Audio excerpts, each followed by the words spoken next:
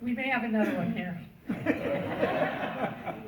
Just, I don't know enough to know about this, but what are some impacts of HB 2001, 2003, and how do we mitigate them?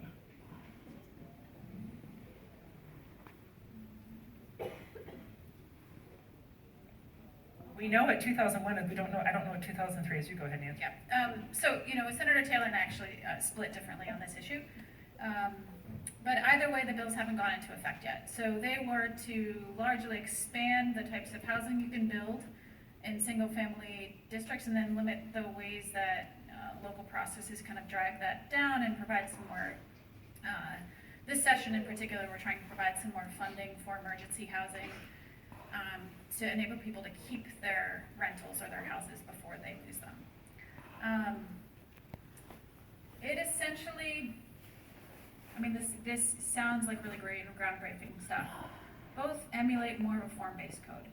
It used to be 50 to 75 years ago in Portland, if you look at a house in our more developed areas, there are duplexes and triplexes that look from the outside like a single-family home. We moved away from that over the last decades. And now with multiple different zoning layers, it can be a very cumbersome process for local jurisdictions to undo some of that regulation and move to flexibility.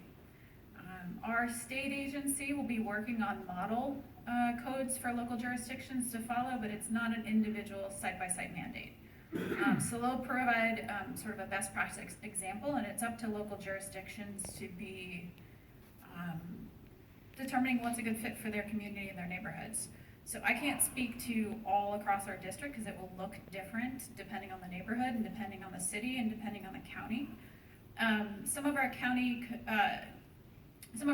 or city councilors in Milwaukee held a great forum from what I've heard recently that I was unfortunately at a conflict with another legislative event.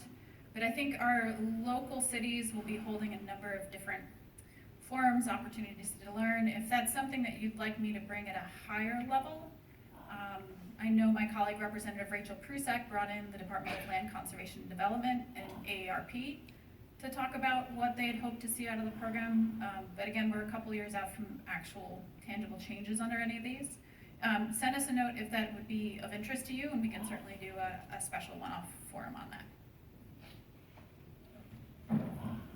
So did we determine that 2003 was?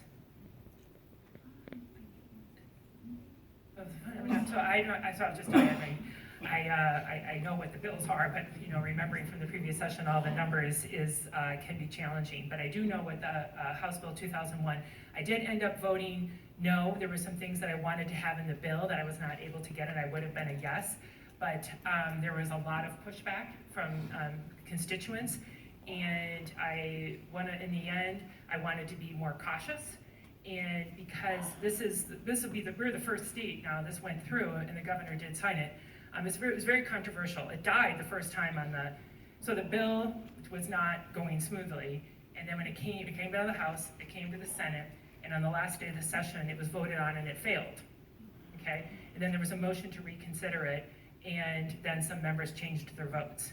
And so, just to give you a context of how controversial this bill was.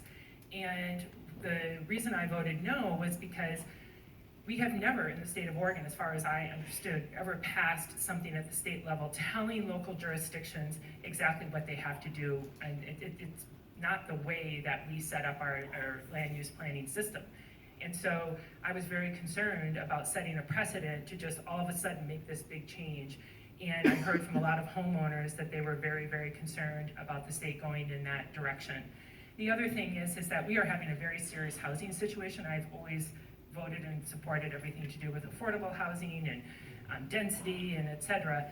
We have a challenge here now in Oregon. The city was not designed or built to, it's not Philadelphia or Baltimore or a place like that was originally designed to hold a large number of people, okay?